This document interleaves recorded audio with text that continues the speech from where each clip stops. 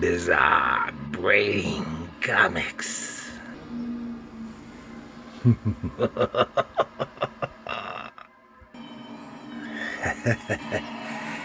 Hello, my comic book friends, and welcome to Bizarre Brain Comics. I am Gary, your host, and we're here to wrap up our October spooky Halloween month. We'll talk a little bit about this. This is a treasure. This is the volume 1 of the Creepy collection, is Dark Horse Archives. This is collecting issues 1 through 5 of Warren Creepy magazine.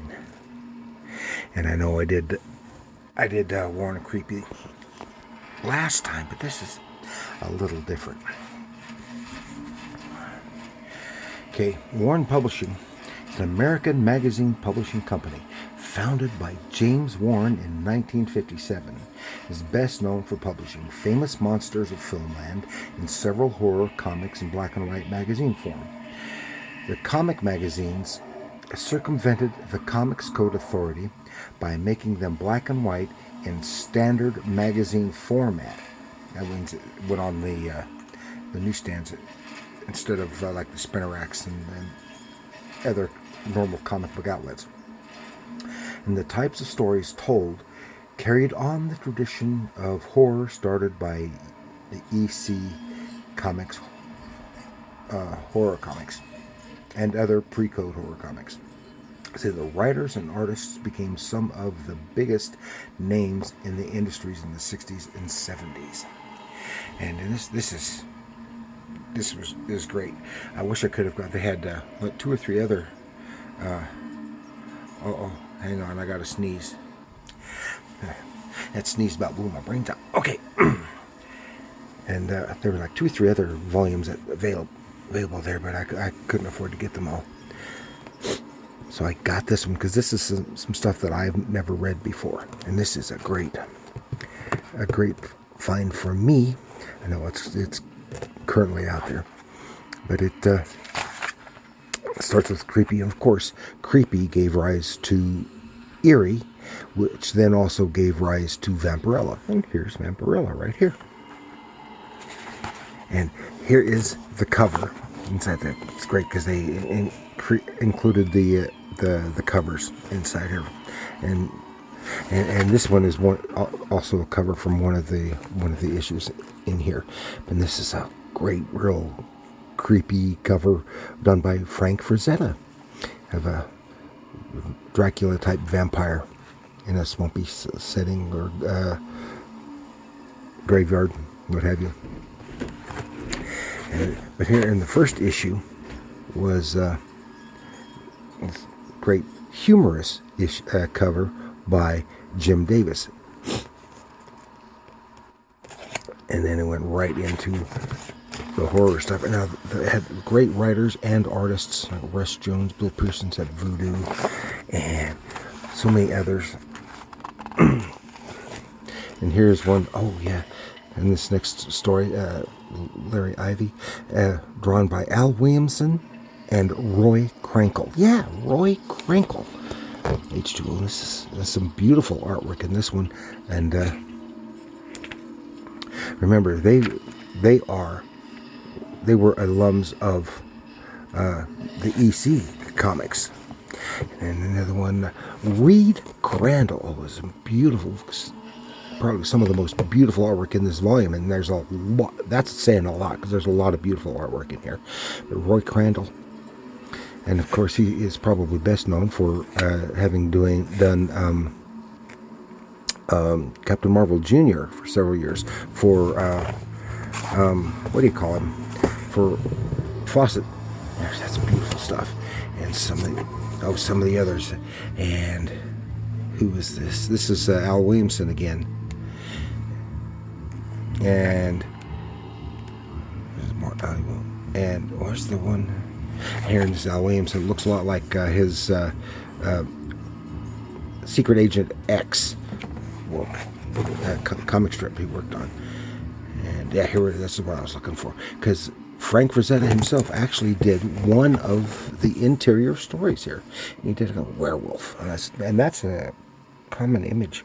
I think he used that composition in a painting. So, I know. I think Dope Comics said that he didn't like Frank Frazetta.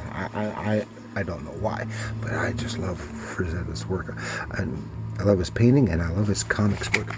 And there's so many others. And then here is the cover to issue 2, another well-known Frank Frazetta cover. And there's some more beautiful stuff. This is Roy Krenkel again. Some more beautiful stuff. And just so much. Even has, here's one. It's real interesting because it's an adaptation of the short story I, Robot by Otto Binder. That's Otto Binder and his brother Edward. And it is adapted by the author, probably Otto Binder, with the artwork by Joe Orlando. And then the next issue had a sequel story to it. And here's Ogre's Castle. Oh, see here, another Frank Frazetta. See, except for Jack Davis, all these first covers were by Frank Frazetta. This is before he became real famous with his book covers. And then here's Gray Morrow. Yeah, more beautiful Gray Morrow artwork. And I've talked about him many times before. And it's looks like Angelo Torres. And that's Reed Crandall again. And some marvelous work by some great writers and some great artists. And I am lucky to have been able to Reed Crandall again, Curse of the Full Moon. And here's some Al Williamson doing some, Al McWilliams doing some science fiction art. Now, I've talked about Al McWilliams before, and I didn't know he had done this stuff. Of course, he did Star Trek for Gold Key for the last few years of that. Here's that sequel of to I, Robot, which is The Trial of Adam Link, Otto Binder, yeah, and Joe Orlando again. And now the I, Robot story, that is, of course, not from the Isaac Asimov book, but the original story. Then that's the story that Isaac Asimov took his title from, and that's been adapted many times on The Twilight Zone, and I think EC had done an adaptation of it. And I think I've seen it once or twice. I think there was an adaptation in a Gold Key comic, but I am not positive on that. And that's all I've got for you this time. Just a brief look at this great volume of very, very creepy and horrifying stories from the Creepy collection, Volume 1, Dark Horse Archives. And I want to thank you for joining me.